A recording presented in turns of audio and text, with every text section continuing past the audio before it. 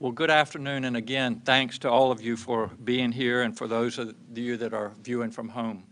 Today, I'd like to provide some updates on alternative care sites, religious services, and our state budget. First, yesterday, the federal government approved the public assistance portion of our request for a federal major disaster declaration for Virginia. We thank them for that. That designation will provide us additional federal funding for equipment and supplies.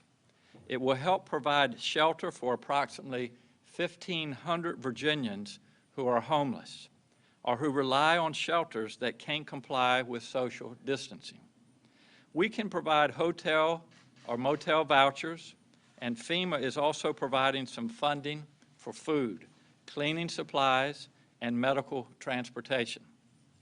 The disaster declaration will also support our work in partnership with the United States Corps of Engineers, our hospitals, FEMA, and the National Guard to identify potential sites for alternative care facilities.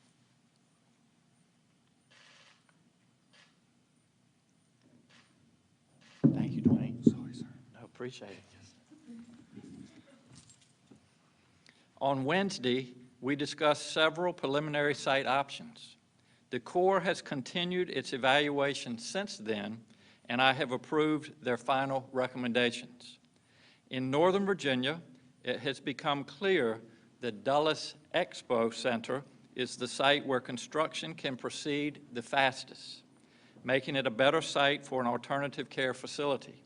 So we are focusing our attention on that particular site. This center could accommodate 315 acute or 510 non-acute beds. We will move forward with the Hampton Roads Convention Center and with the Richmond Convention Center. The Hampton Roads Convention Center can accommodate 360 acute or 580 non-acute beds. The Richmond Convention Center can accommodate 432 acute or 758 non-acute beds. The next steps are to complete contracts, move into design, and then to construction. Teams are moving fast, and we expect these alternative care sites to be ready in about 6 weeks. I want to be clear, these facilities will be to free up capacity in the existing hospital system.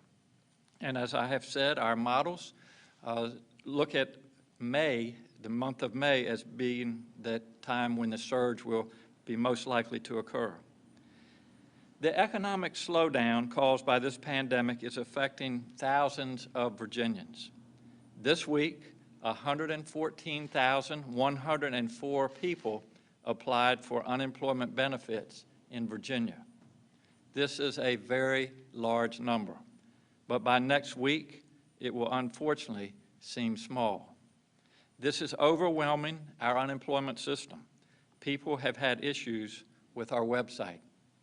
So we have upgraded our website, expanded server capacity, and we're increasing call center staffing by 20%.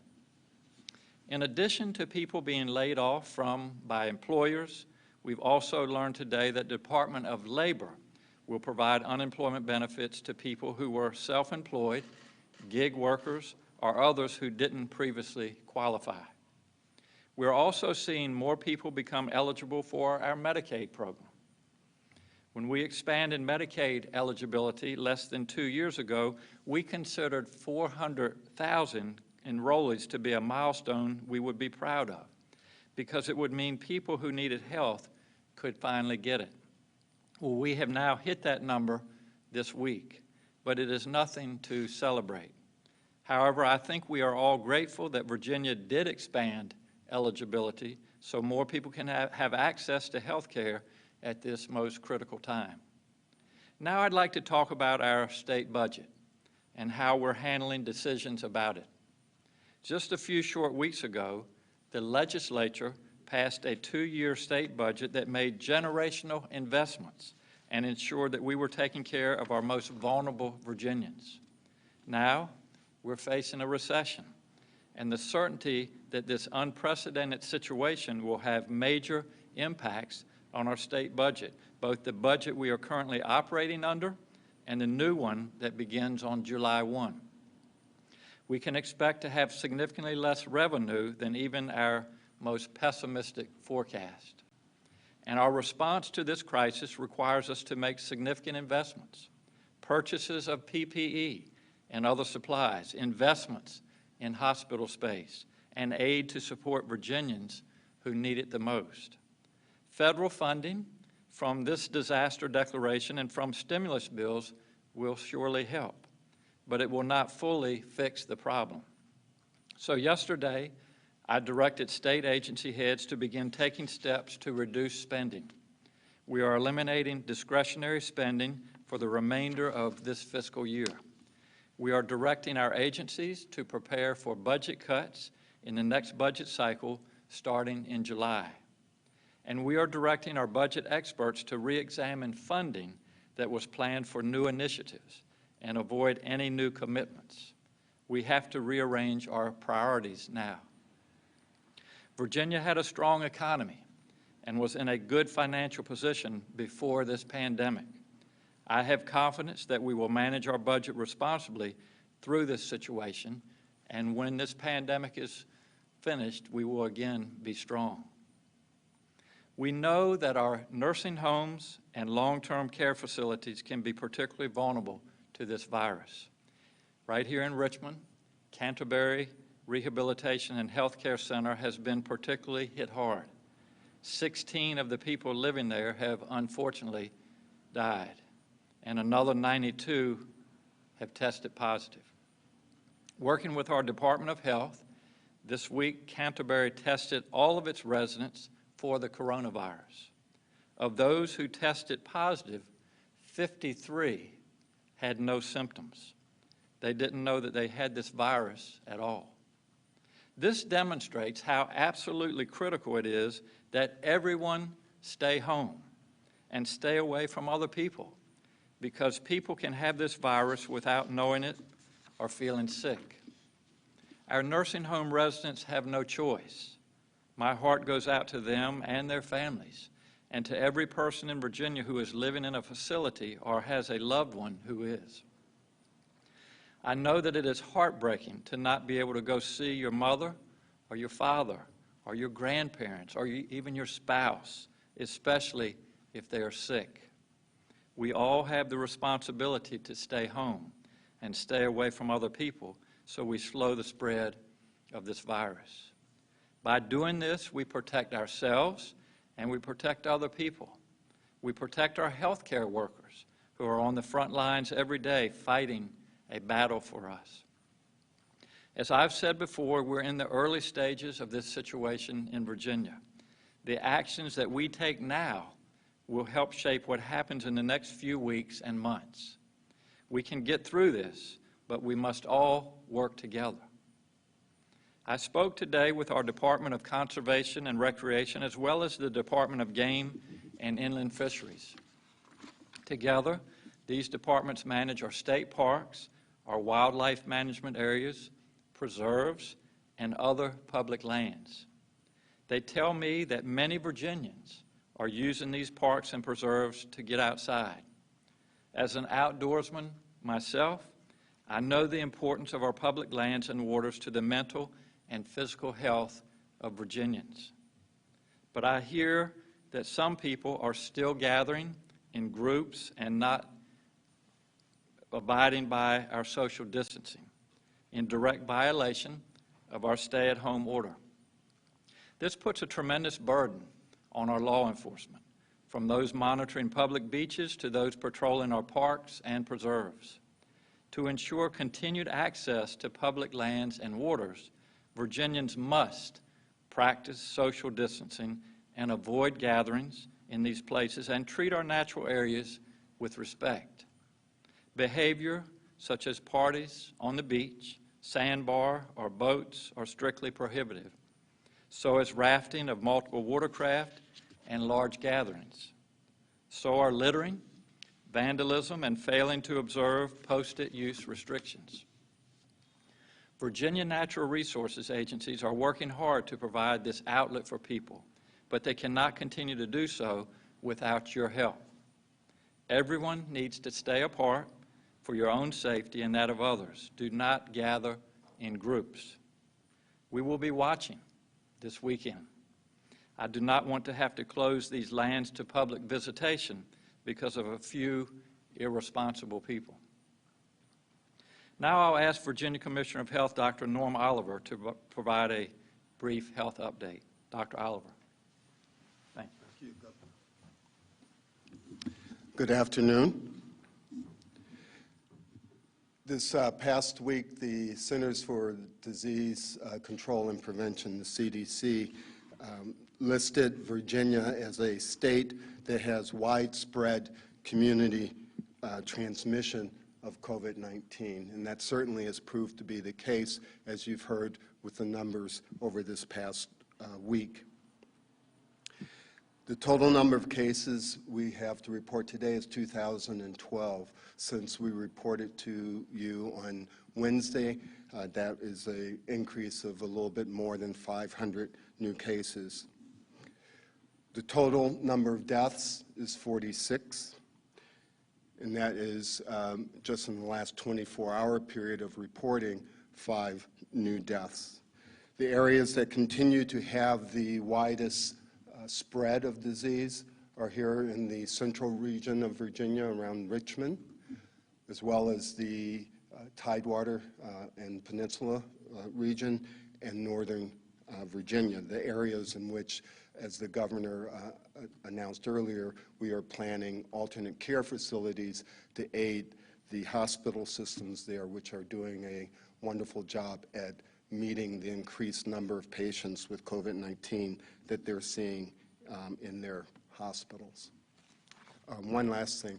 Next week is National Public Health Service Week. Normally, on April 6th of every year, we throw a big celebration for our public health workers at the Virginia Department of Health. We obviously won't be doing that this year, but I think this crisis shows us the importance of the work that they do.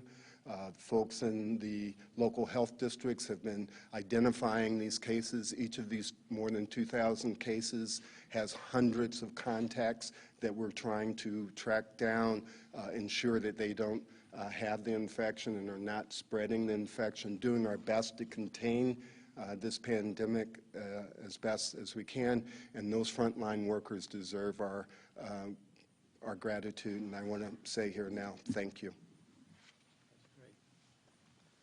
Thank you, Dr. Oliver. On behalf of Virginia, please extend our thanks to all of these hardworking individuals.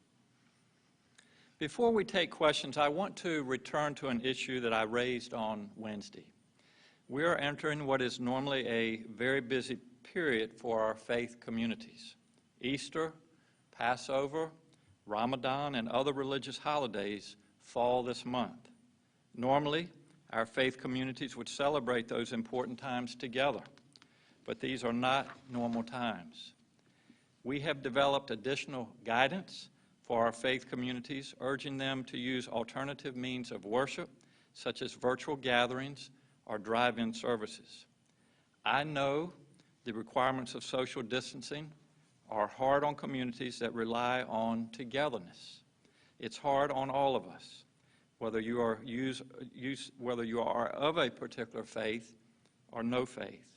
We all lean on the people around us. These relationships are more important now than ever. So I've asked my own pastor, the Reverend Kelvin Jones, who is the minister at First Baptist Cateville Church on the Eastern Shore, to share some of his thoughts with you. Reverend Jones, welcome. Thank you. Good afternoon, and thank you, Governor.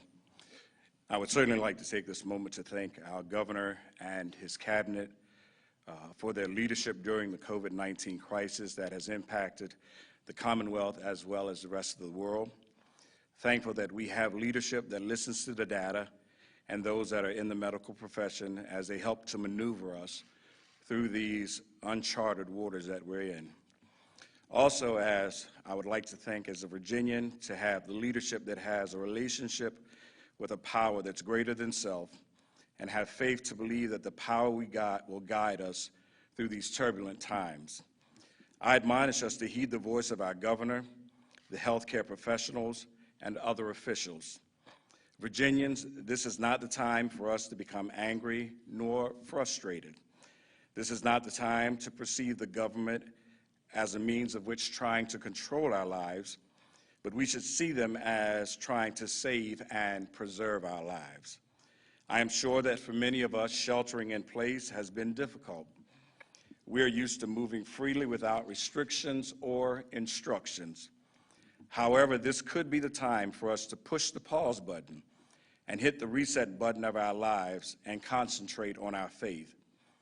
Over the past few weeks, much of what is normal for us has been stripped away. COVID-19 has stripped us of family and of good health. But the one thing that cannot be and will not be taken from us is our faith. It is imperative that we hold on to it now tighter than ever before. Our faith may get tried, it may get tested, but I'm here to share with you that we will not break. Virginians, faith will sustain us. It will be our calm as the days get chaotic. It will be our salve that soothes our souls when the storms rage. Our faith will be our stimulus package long after the $1,200 is spent. The faith that will give us strength when we are at our weakest.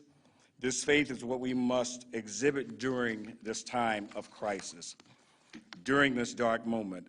And whether you have great faith or little faith, whether irregardless to where you worship or the higher power that you pray to, I challenge all Virginians who believe to activate your faith.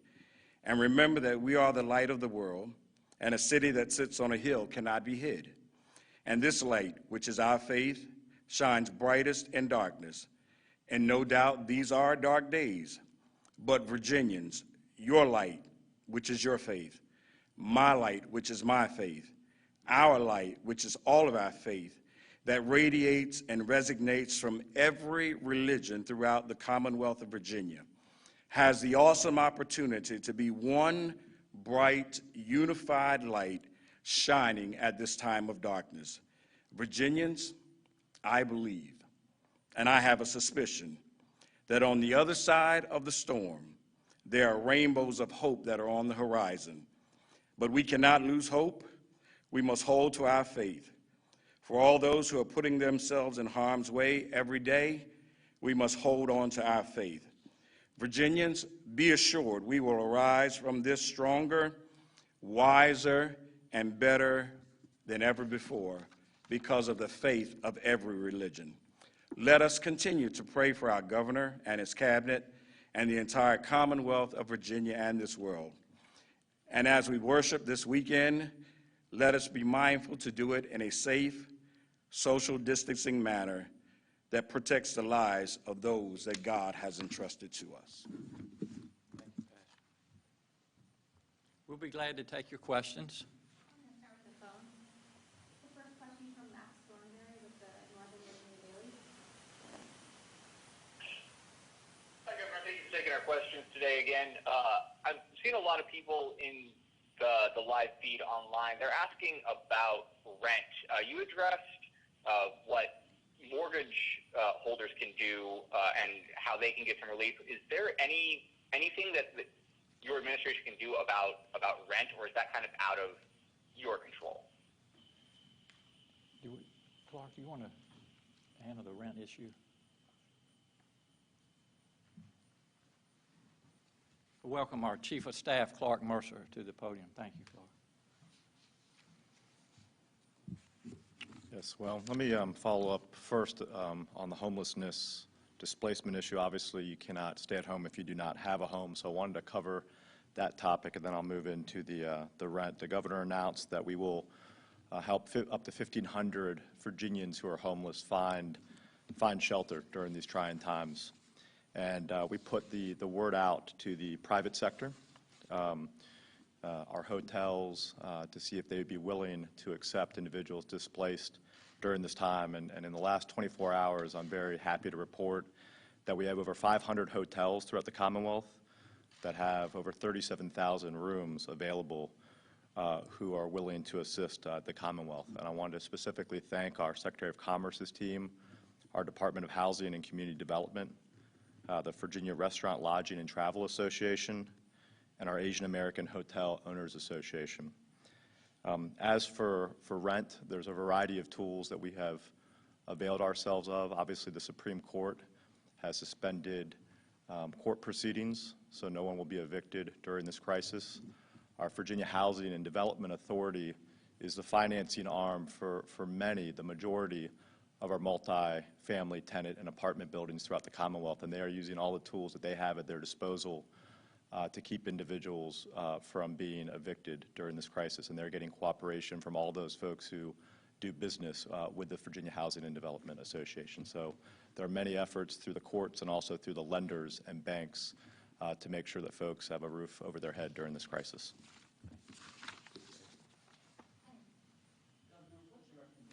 To the public about wearing cloth masks in public, and then the legality behind that too, because I mean technically face coverings are illegal in the Commonwealth. So what's your guidance on all of that? Yes, the question is, what about wearing cloth coverings of your face when you're out of your home, and the enforcement, because as you said, Henry, that it is unlawful to cover your face in public. First of all, let me address the second part of that.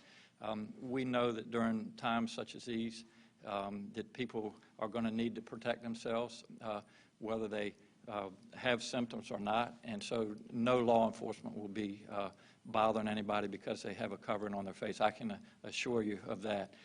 As far as the need for that, I want to back up just a second and address the PPE situation. We are still asking anybody that can volunteer PPE to do so. We are working with vendors, not only in Virginia, but around the world to provide PPE. So we want to make sure that the masks, the N95s are available for those that really need them, and those are our first responders, our healthcare providers, individuals working at our nursing facilities, nursing care facilities, et cetera. But if someone has a scarf or another means of covering their face, we know that this virus is transmitted by droplets, whether we're coughing, sneezing, even now breathing. Some of our epidemiologists have told us.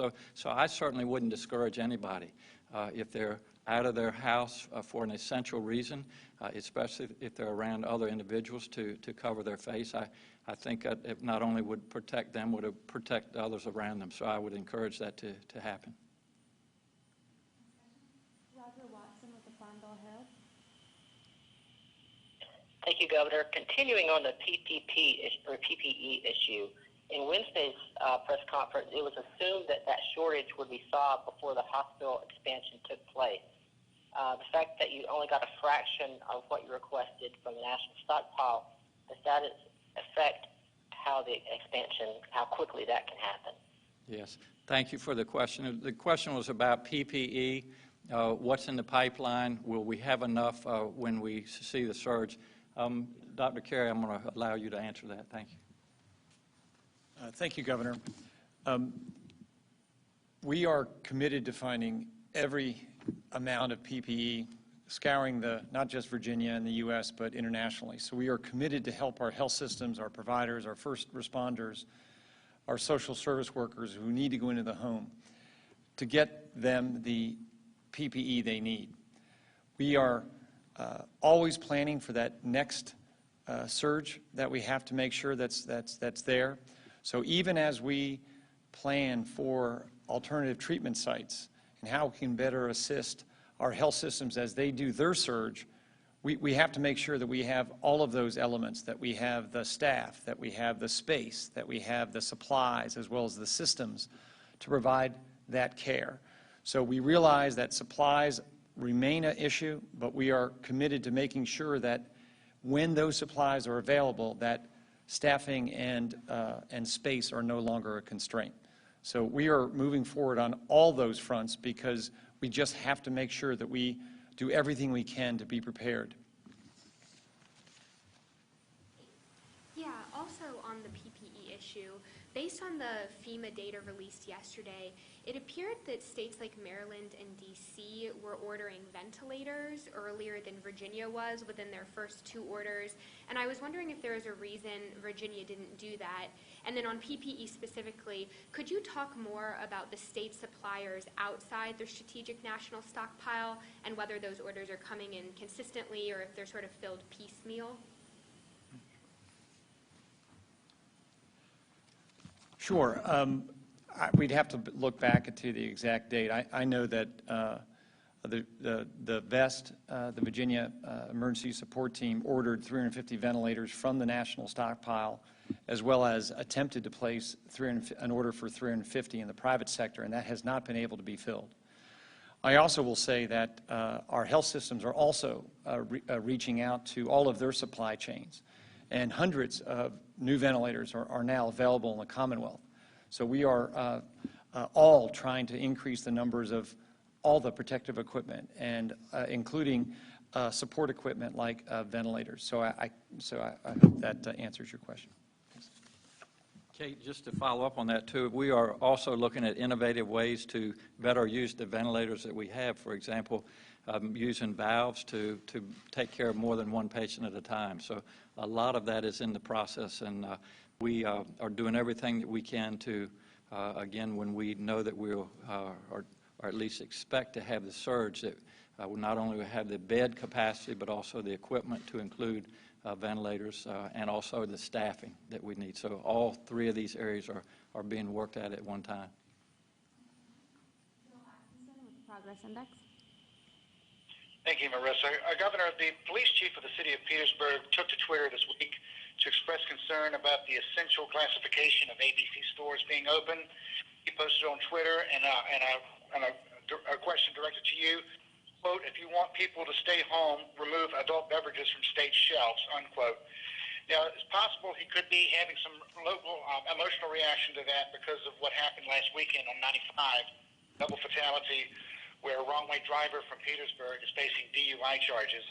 But have you heard from law enforcement agents around the state on this, and how would you respond to the Chief Miller's concerns that he's saying? And also, could you also answer the public interpretation that part of the reason for the store staying open is that to help lower the traffic at emergency rooms due to substance abuse patients suffering from DTs? Could you ask him to repeat the second part of his question? Bill, can you repeat the second part of your question, please? Sure. Can you also answer the public interpretation around that the part of the reason for the stores staying open was to help lower the traffic at emergency rooms around Virginia because of the possibility of substance abuse patients suffering from DTs and having to get emergency care? Yes, the second part of your question, are we maintaining ABC stores so people can have access to alcohol to prevent the symptoms of withdrawal? And absolutely not. And I would encourage anybody or any family that is having issues with substance abuse to talk to their physician, talk to their counselors, etc. As far as the ABC stores remaining open, we are treating them like any other retail. If they can maintain their business with maintaining the 10 or less individuals in a confined space to promote the social distancing, then we are allowing them to stay open. Hi, yesterday you mentioned that an ExxonMobil site near Inova Fairfax would be selected as overflow in Northern Virginia. Can you talk about that site, and are we stepping back from that as an option? The question is about the ExxonMobil site in Northern Virginia up in Fairfax. Yes, we are stepping back from that. We're using the Dulles Expo Center. As far as preparing those 2 buildings, we thought that the Dulles Expo could be prepared in a much more reasonable time, and so that's why we made the decision to use that rather than the ExxonMobil. Greg Hambrick with Inside Nova. Governor, staying on that topic, how confident are you that these alternative care sites will meet the needs of the surge? And are you preparing any secondary sites in case you need additional resources? Sure. The question had to do with, as the governor designates these three first sites, one in Northern Virginia, one in the Richmond area, and one in Tidewater, how confident are we that that's going to take care of all of the needs of the surge? And second was the question of what other sites might be investigated. So first, we are, the first line of defense is in the state's plan is really the health system's own plan to surge their capability using their four walls and adjacent properties to maximize their effectiveness of their own staffs and beefing up those staffs as they are able, as a number of systems are, bringing in staff from surgery centers and other places that are no longer performing surgery. So that is the first line. And the second is a pop-off valve. The design of our surge plan is that to make sure that we can have a place that when a health system is taking care of a patient, they are almost ready for discharge or towards the end of discharge, we can get them out of that facility as they take care of the sickest patients. So to have large numbers of spaces strategically placed throughout the Commonwealth is critically important. When you look at those curves, there's a lot of variety between the numbers of beds that are surging and also the number of beds that the governor mentioned. So we're reevaluating each day what our needs are, but those are the sites that we are most confident of and the sites we're moving forward with today. The Corps of Engineers continues to look around the Commonwealth, now looking a little westward and southwestward as they may come under stress to look to see what the needs are and how we might best fulfill them. Thank you, Dan. Yeah, so we've obviously been talking a lot about how we're homeless today. I know our newsroom has heard from at least one healthcare worker who, is obviously going on the front lines, interacting with patients that have COVID-19, and then having to go home to their families and have that concern. I believe some states have started to set up these healthcare workers in hotels and other accommodations like that. Any discussion about a similar protocol in Virginia? I don't think we have anything specifically, but the question is, what about our healthcare providers that are exposing themselves to the possibility of contracting coronavirus when they're at the hospitals and nursing homes? And, I think it's a great question, and we haven't set up anything specific, but I think there would be the option, certainly working with our hotels, other folks around Virginia, that we could certainly find them a place and help them find a place, certainly, if they have that concern. It's, having been in that world, being at the hospital every day, coming home to your family is a real concern. And just personally, I would always use good hygiene, wash my hands, change my clothes, do those types of things, kind of common sense things. But if there are individuals that have that concern, we would be glad to work with them. Julie Carey with NBC4. You've been listening to Virginia Governor Ralph Northam with an update. Hi. As you may know, the District of Columbia today released its modeling data. And it shows a somewhat dire picture ahead.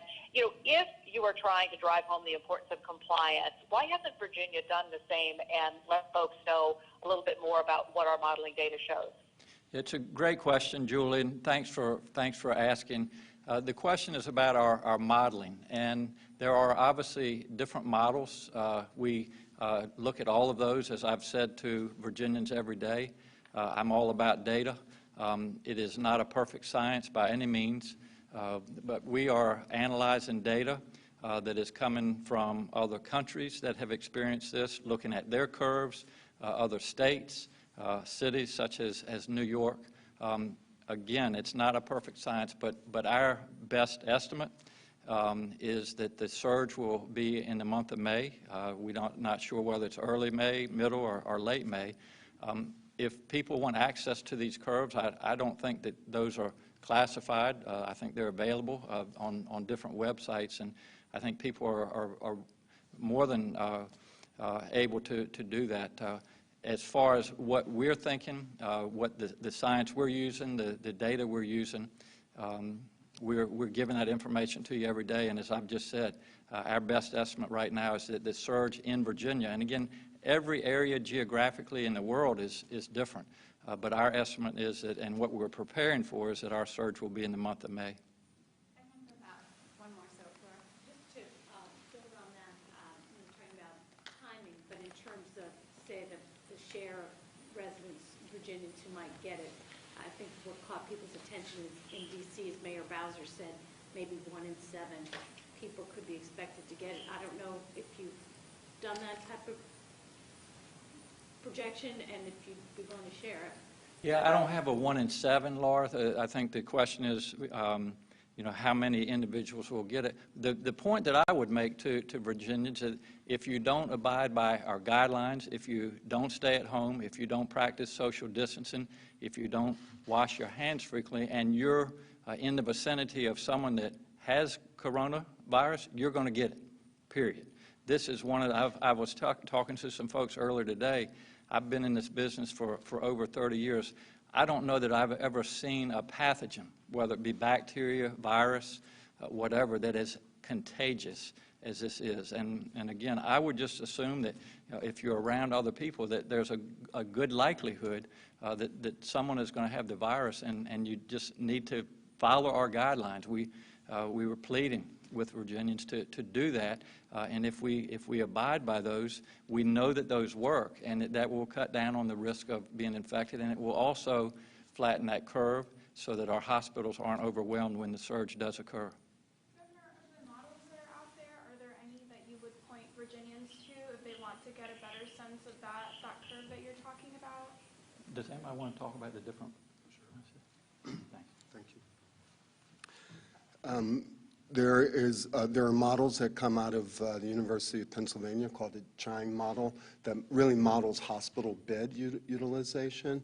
It does have some outcomes in terms of numbers of people, and you can get their projections around Virginia. The University of Washington has another model that paints a rosier picture, and you can look at that.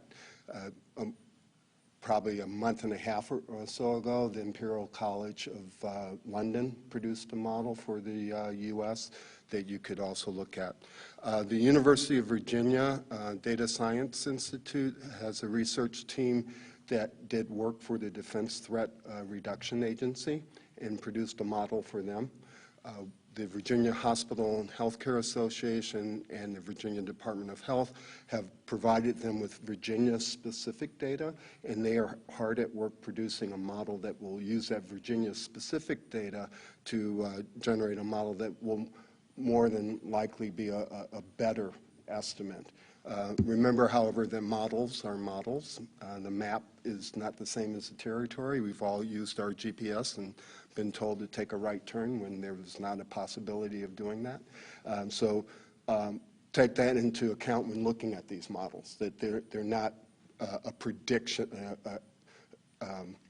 absolute factual prediction of what will actually happen. It's a best guess using all kinds of assumptions and so on. You need to understand what those assumptions are. So take it with a grain of salt. Thank you.